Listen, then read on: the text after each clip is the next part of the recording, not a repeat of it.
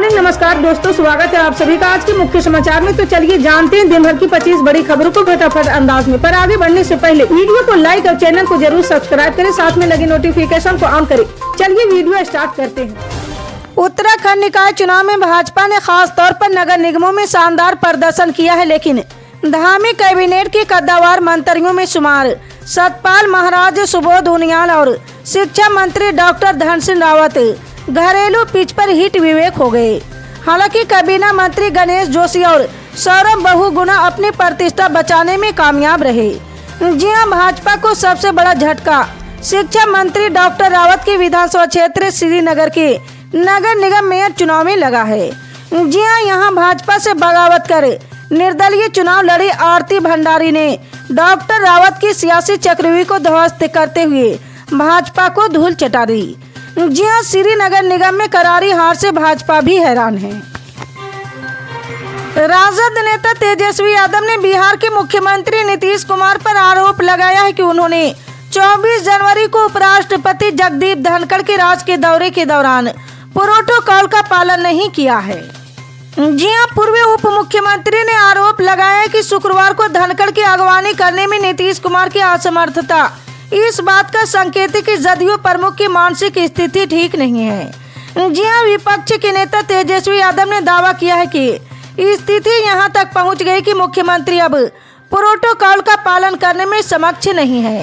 वो उपराष्ट्रपति का स्वागत करने में विफल रहे, वो मानसिक रूप से अस्वस्थ हैं। जी हां, बता दें कि धनखड़ पूर्व मुख्यमंत्री कर्पूरी ठाकुर की जयंती पर आयोजित समारोह में भाग लेने के लिए समस्तीपुर में थे। जी हां, कर्पूरी ठाकुर को 1 साल पहले भारत रत्न से सम्मानित किया गया था।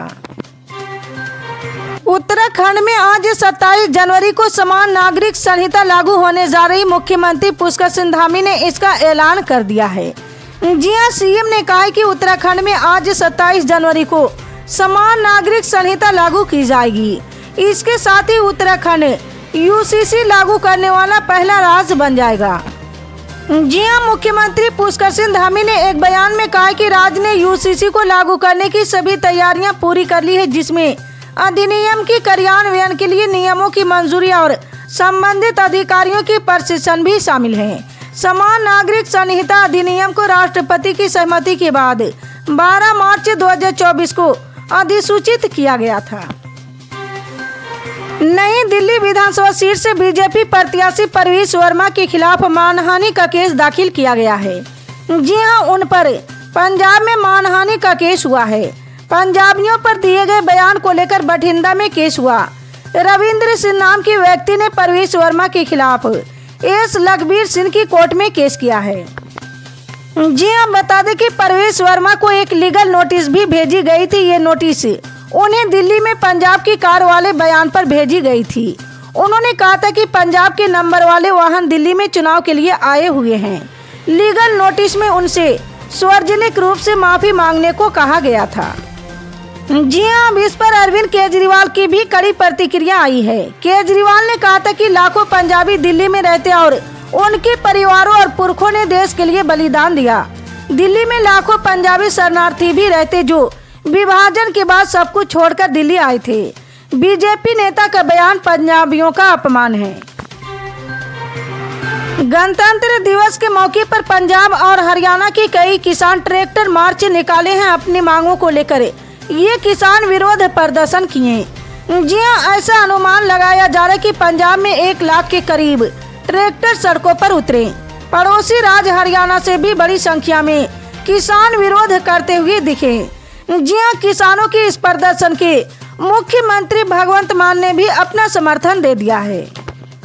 जी हां, सीएम भगवंत मान ने 2 टूक कहा है कि पंजाब के किसानों ने इस देश को कभी निराश नहीं किया है।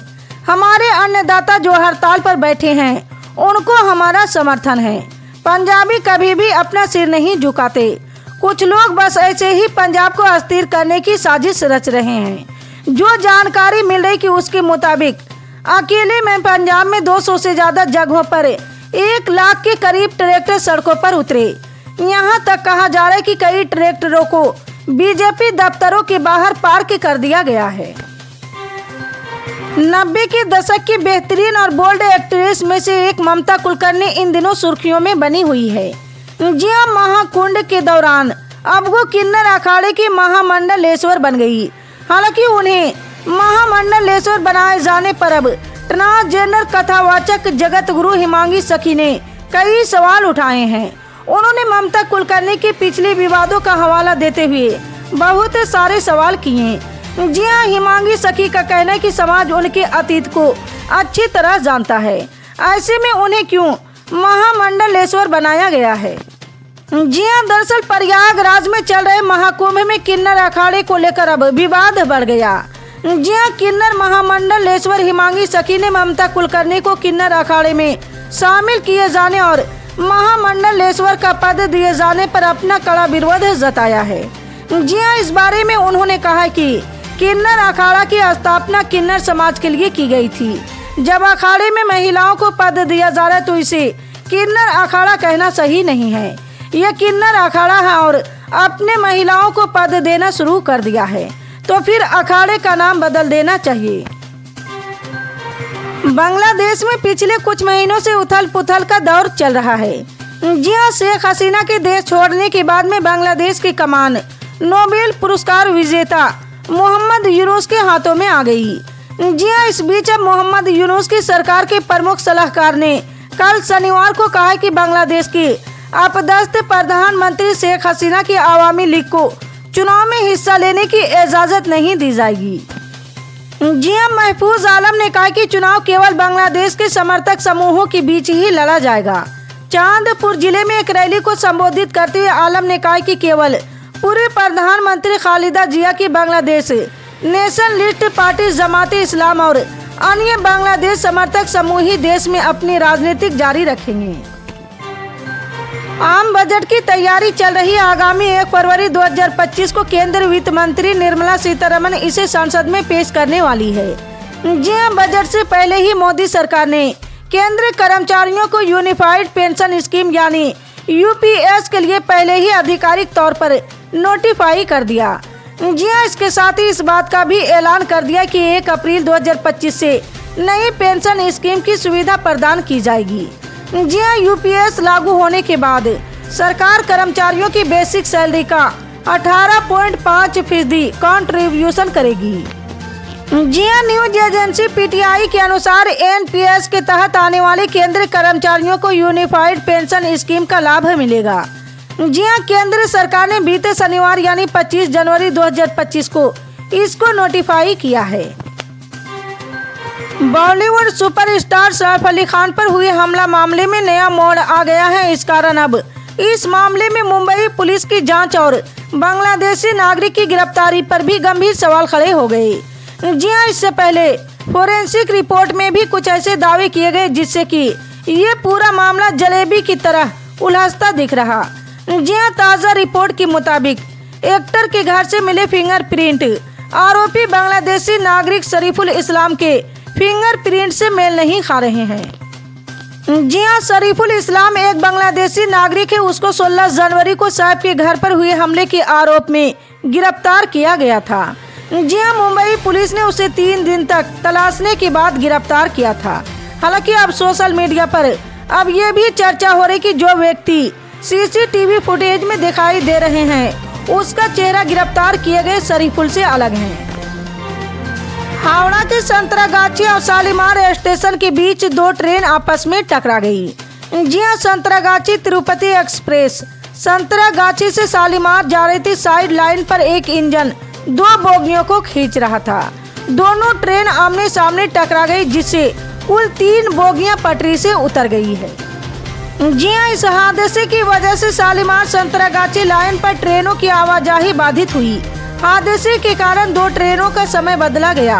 जी हाँ, तिरुपति एक्सप्रेस की 2 बोगियां और दूसरी ट्रेन का एक डिब्बा पटरी से उतरा है। रेलवे से जुड़े अधिकारी मौके पर पहुंच चुके और पटरी से उतरे बोगियों को हटाने का काम शुरू किया गया। जी हाँ, रेलवे अधिकारी मामले की जांच कर ट्रेनों का परिचालन जल्द सामान्य करने में जुटा हुआ है। मौसम विभाग के अनुसार जल्द ही एक पश्चिमी विक्षोभ फिर से सक्रिय होने वाला है जो 29 से 30 जनवरी के बीच उत्तर भारत के पहाड़ी इलाकों में प्रभाव डाल सकता है।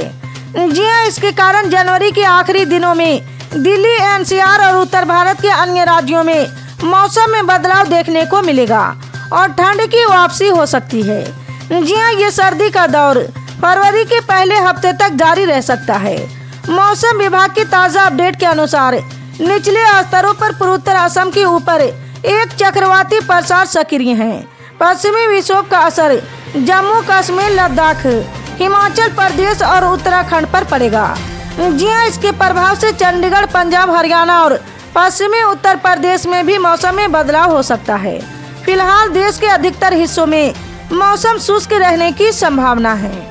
इसी तरह की पल पल की अपडेट जानने के लिए जुड़े रहे हमारे MSP न्यूज के साथ। मिलते हैं अगली बड़ी खबर में, तब तक के लिए जय हिंद।